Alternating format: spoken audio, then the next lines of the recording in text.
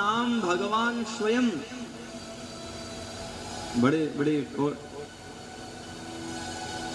न्यायालय में भी कभी कभी कदाचित किसी कारणवश सही समय सही व्यक्ति को न्याय नहीं मिल पाता है,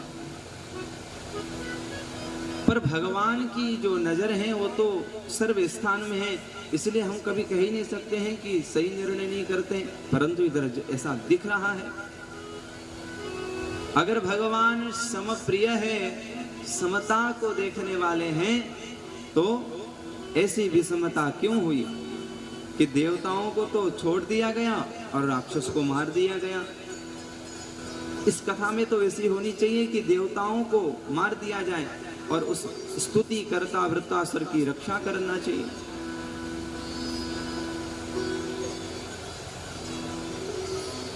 सुखदेव बाबा बड़े प्रसन्न हो गए, कम से कम तुम ध्यान से कथा श्रवण कर तो रहे हो। कहते हैं मैं तुमको वही कथा सुनाता हूं जो तुम्हारे दादा परदादाओं को पहले नारद मुनि सुनाए थे युधिष्ठिर महाराज को। बोले कब? जब भारी सभा में शिशुपाल भगवान को गाली दे रहा था। भगवान प्रण कर चुके थे उसकी माता से कि माता तेरे पुत्र 100 से नीचे चाहे कितनी भी गाली दे मैं कुछ करूंगा नहीं, और जिस दिन 100 गाली से ऊपर करेगा तो उसी दिन मैं मार दूंगा। तो आज ज्यादा ही गाली देता गया और आज 100 से पार हो गया, तो भगवान चक्र के माध्यम से उसके गले को उतार दिए। गला उतार गया, मर गया। सब देख रहे हैं भारी सभा में, और उस मृत शरीर से दिव्य ज्योति निकलती है, और ज्योति निकल करके भगवान के शरीर में ही जा गया, समा गया। और बगल में युधिष्ठिर महाराज सब दृश्य देख रहे थे और नारद जी भी उनके साथ हैं। तो उनने कहा कि प्रभु ये क्या विषमता है, क्योंकि अभी अभी भगवान को ये गाली दे रहा था और तेज जाकर के फिर भगवान में ही विलीन हो गया। भगवान में तेज विलीन होने का अर्थ क्या होता है? सीधा मोक्ष पा लिया इसने। तो गाली देने वाले भी मोक्ष पाते हैं क्या? यहाँ तो ऐसा ही जान पड़ता है। तो नारद जी जो उत्तर दिए हैं वही उत्तर परीक्षित को सुखदेव बाबा सुना रहे हैं। उनने क्या कहा? तो नारद जी कह रहे हैं कि अरे युधिष्ठिर, तुमको पता नहीं होगा कि भगवान कृष्ण का क्या स्वभाव है। भगवान ये कभी नहीं देखते हैं कि ये व्यक्ति किस भाव से मुझे याद कर रहा है। बात की गहराई को समझिए। भगवान कभी ये नहीं कहते हैं कि किस भाव से समझ रहा है।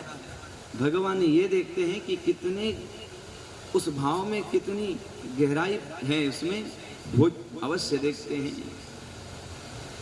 अधिक से अधिक भाव से अगर स्मरण किया जाए तो भगवान अवश्य उनका कल्याण करते हैं, चाहे मन में कुछ भी हो। जैसे शिशुपाल के मन में गाली देने का भाव था, खूब गाली दिया, परंतु गाली देते देते भी भगवान कन्हैया को इतना याद करता कि ऐसी याद तो बड़े बड़े भक्त भी नहीं किए होंगे कभी। तो नारद जी एक मीठी बात कह रहे हैं।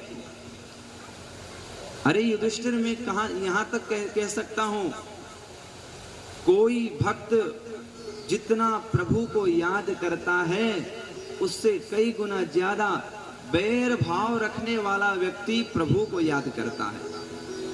क्या कह रहे हैं? बैर भाव, दुश्मन भाव, क्रूर भाव रखने वाला व्यक्ति भगवान को अधिक याद करता है, अधिक प्रगाढ़ भक्ति हो जाती है, प्रगाढ़ याद बनी रहेगी फिर उसमें। जैसे उदाहरण में आप समझे, अब व्यक्ति के मित्र भी होते हैं, शत्रु भी होते हैं। आज संजोग बस मानो आपका पहले सुबह सुबह एक मित्र आ गया मिलने के लिए, उस मित्र से आप मिलकर के चले भी गए और बाद में शत्रु भी आया।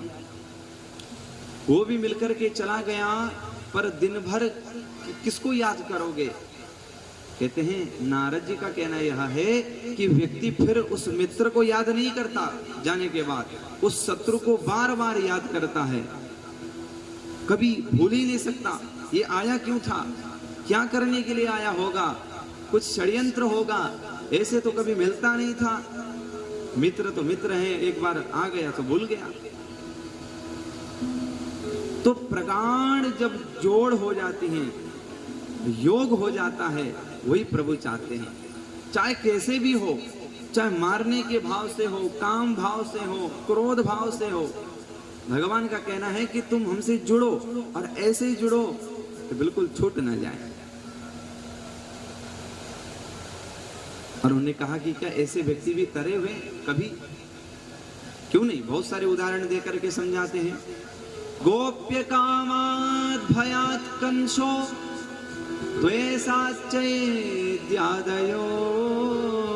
नृपा संबंधात् वृष्णय स्नेहात् यूयं भक्त्या वयं विभो।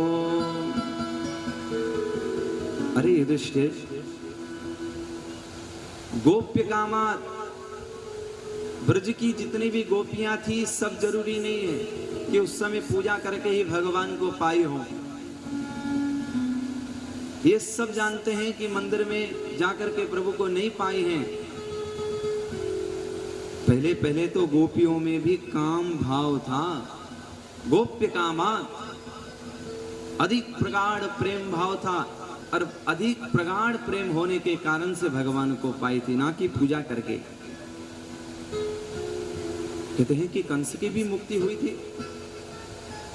कंस की मुक्ति हो गई महाराज जी, कभी पूजा तो किया नहीं है कंस ने, भगवान कन्हैया को चंदन तो कभी लगाया नहीं है, अभिषेक तो कभी कराया नहीं है, लड्डू का भोग तो कभी लगाया नहीं है, हो गई तो इसकी मुक्ति कैसे हो गई? कहते भयात कंसो, डर के मारे इसकी मुक्ति हो गई।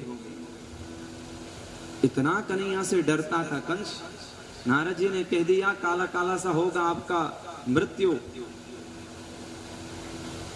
तो जब से ऐसा उन्होंने कहा, तब से कन्हैया को दिन भर याद करता, रात में भी नींद में भी कन्हैया को ही याद करता। हर काली वस्तु से भगवान का, उस कन्हैया का स्मरण हो आता। पर स्मरण किस लिए? अच्छे भाव में नहीं, मारने के भाव से, द्वेष भाव से। परंतु भाव अधिक आने के कारण से इसकी भी मुक्ति हो गई।